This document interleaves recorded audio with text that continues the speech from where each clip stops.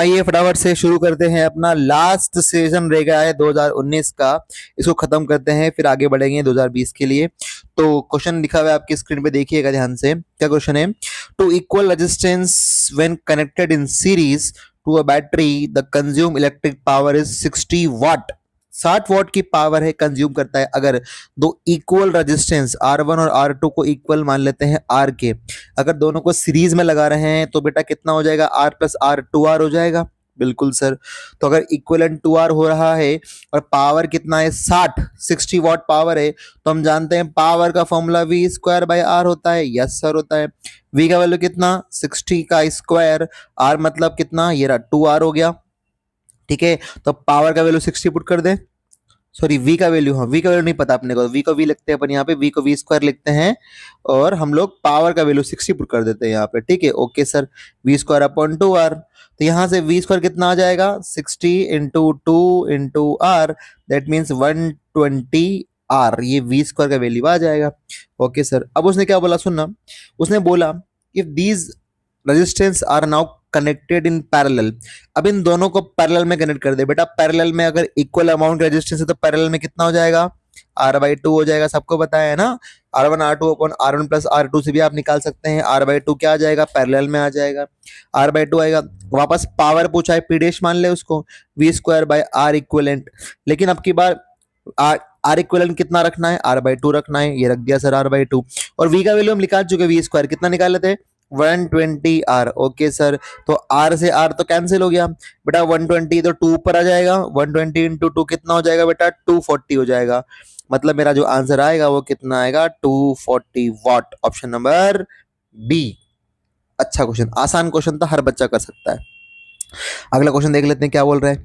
To electric bulb rated at 25 watt 220 volt 100 watt 220 volt are connected in series across at 220 volt, ये बोला उसने। और दोनों की पावर इतनी इतनी, डिसिपेटेड पावर इतनी है, तो कितनी होगी? तो पहले अगर अपन बात करें, मैंने आपको पहले भी कहा था, अगर दो बल्ब दिया हुआ है मतलब वो रेजिस्टेंस है, बल्ब नहीं है। आप उसको, बल्ब तो है खैर, उसको ट्रीट करना है रेजिस्टेंस की तरह। ये बल्ब है दो, हम कैसे ट्रीट करेंगे? R1 R2 दो रेजिस्टेंस की तरह ट्रीट करेंगे। और ये जो लिखा होता है इनके पास स्पेसिफिकेशन, ये इसका रेटेड पावर होता है। जो लिखा हुआ होता है वो कौन सा होता है? रेटेड होता है। तो रेजिस्टेंस कैसे निकालते हैं बेटा? हम निकालते हैं V स्क्वायर बाय P। ये दोनों R मतलब रेटेड वाले होते हैं, जो गिवन होते हैं। रेटेड मतलब कितना रेट आपको दिया है उसने। ठीक है, तो R1 निकालू पहले अगर मैं, तो क्या आएगा? V square by P। V square कितना है पहले वाले के लिए? 220 इंटू 220 स्क्वायर हो गया अपॉन P। पावर कितना है? 25 पावर है इसका। तो क्या आ जाएगा अपने पास यहाँ पे? ये आएगा, 5 से कटेगा 5 बार, 5 से कटेगा 44, 5 से कटेगा वापस 44। तो मैं इसको आगे मल्टीप्लाई नहीं कर रहा हूँ, यही तो तरीका है सोल्व करने का, क्योंकि आगे कट जाएगा ये। 44 इंटू 44 ओम क्या आ गया? R1 आ गया सर। सिमिलरली हम क्या निकाल लेंगे? R2 निकाल लेंगे। तो R2 के लिए भी सेम फॉर्मूला लगेगा, V square by P।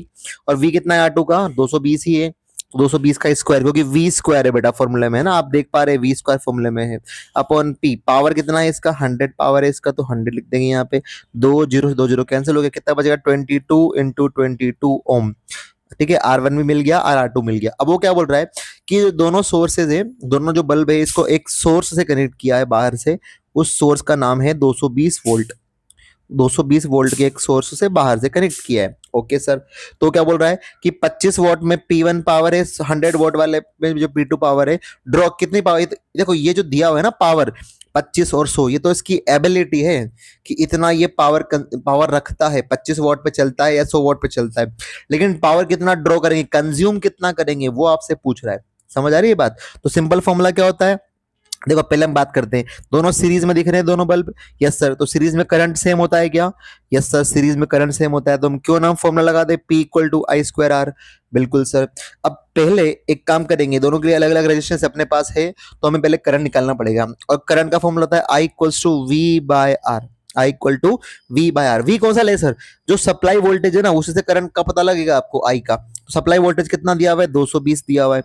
R मतलब इक्विवेलेंट रेजिस्टेंस कितना है, तो दोनों को आपको ऐड करना पड़ेगा। R1 भी है आपके पास, R2 भी है आपके पास, तो सीरीज में क्या हो जाएगा बेटा? R1 प्लस R2 हो जाएगा। अगर इसका वैल्यू 44 इंटू 44 है और इसका वैल्यू 22 इंटू 22 है, तो क्यों ना दोनों में से 22 इंटू 22 कॉमन निकाल लें। तो ये 2 इंटू 2 प्लस 1 इंटू 1 बचेगा, तो 22 इंटू 22 और ये बचेगा कितना, 2 और 2 4 और 1 5 बचेगा। ये मेरे पास क्या है, आर इक्विवेलेंट आया। तो लिख दो मैं यहाँ पे 22 × ये मैंने लिख दिया यहाँ पे। कट रहा है ये 22 से कट रहा है कितनी बार, 10 बार कट रहा है। और 5 से कितनी बार, 2 बार कट रहा है। तो मुझे और 2 से भी कट रहा है, देखो 2 से कितनी बार, 11 बार कट रहा है। तो करंट का वैल्यू मुझे कितना मिला, 1/11 एम्पियर। कितना मिला, 1/11 एम्पियर। अब सिंपल फॉर्मूला अप्लाई कर दो, P equal to I square R. P1 निकालना है तो R1 लगेगा। करंट तो सीरीज में सेम रहेगा ना, तो करंट को I ही रखना है। अच्छा, पावर निकालनी है P1, तो I कितना आया, 1/11 इंटू 1/11 स्क्वायर आया इसका, ठीक है सर। R1 कितना आया, R1 का वैल्यू है 44 इंटू 44, 44 इंटू 44 कट करें, 11 से 4 4 बार कटेगा। 4 इंटू 4 कितना हो गया बेटा, 16 16 वॉट अपना क्या गया, P1 का वैल्यू आ गया। अब आप देख रहे हैं P1 पे दो जगह यहाँ भी आ रहा है, यहाँ भी आ रहा है, ये ऑप्शन कट गया और ये ऑप्शन कट गया। आगे देखते हैं P2 निकालते हैं। सिमिलरली P2 निकालेंगे तो I स्क्वायर R2 आएगा, करंट सेम रखेगा सीरीज में। I का वैल्यू सेम है 1/11 R2 कितना है R2 का वैल्यू कितना है बेटा, ये रहा 22 इंटू 22, ये R2 का वैल्यू आ गया। तो ये कटेगा किससे, 11 से 2 बार कटेगा, ये भी 2 बार कटेगा। 2 इंटू 2 कितने हो जाएंगे बेटा, 4 हो जाएंगे। तो ये कितना आ जाएगा, 4 वोट आ जाएगा। और 4 वोट कहाँ दिख रहा है, ये दिख रहा है। यानी मेरा आंसर क्या आएगा, ऑप्शन नंबर ए, बी भी आपका आंसर कट जाएगा। समझ रहे हैं, मैंने पहले R1 निकाला, R2 निकाला, फिर उससे करंट निकाला, करंट निकाल करके पावर की वैल्यू निकाल रहे, क्योंकि मुझे सीरीज में दिया हुआ है। अगर मुझे पैरेलल में होता तो मैं वोल्टेज स्क्वायर से सोल्व कर लेता। यस सर, ठीक है, आया समझ में, बहुत बढ़िया सर। अगला क्वेश्चन क्या कहता है, देख लेते हैं। अगला क्वेश्चन बोल रहा है आपसे, when switch S is on, इसको ऑन कर दें तो करंट आई का वैल्यू कितना होगा बेटा। सबसे बढ़िया केवीएल, मस्त चीज है केवीएल सर्किट देख करके। तो देखो सी का मुझे कुछ वैल्यू नहीं पता, सी का पोटेंशियल कितना मान लेते हैं, एक्स। सी का पोटेंशियल कितना मान लेते हैं, एक्स मान लेते हैं। और आप जानते हैं किसी भी जंक्शन पे incoming current equal to outgoing current क्या होती है, बराबर होती है। तो पहले केसीएल लगाते हैं फिर केवीएल लगाएंगे। तो उसने क्या कहा था, summation I equal to 0, incoming current equal to outgoing current. तो हम देख पा रहे हैं I1 और I2 इनकमिंग करंट है, यानी I1 प्लस I2 है, जो किस जंक्शन पे आ रही है, सी वाले पे आ रही है।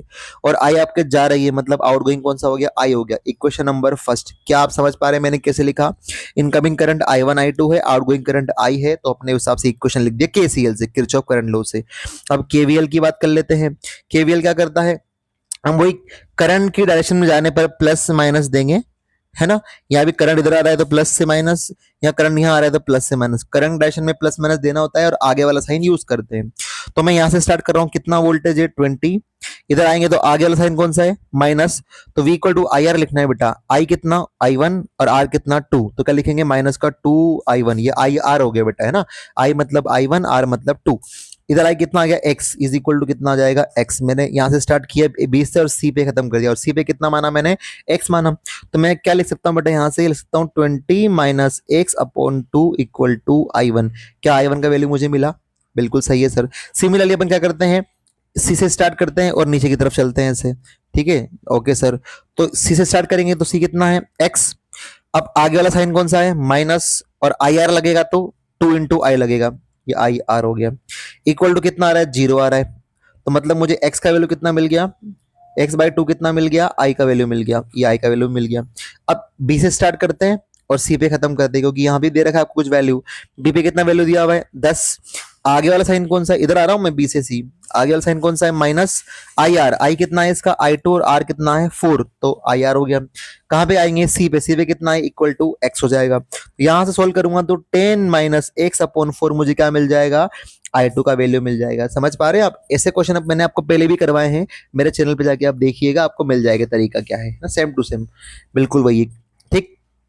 मतलब क्या करते हैं, करंट डायरेक्शन में चलने पर प्लस माइनस देते हैं और आगे वाला साइन अपन यूज करते हैं, ठीक है।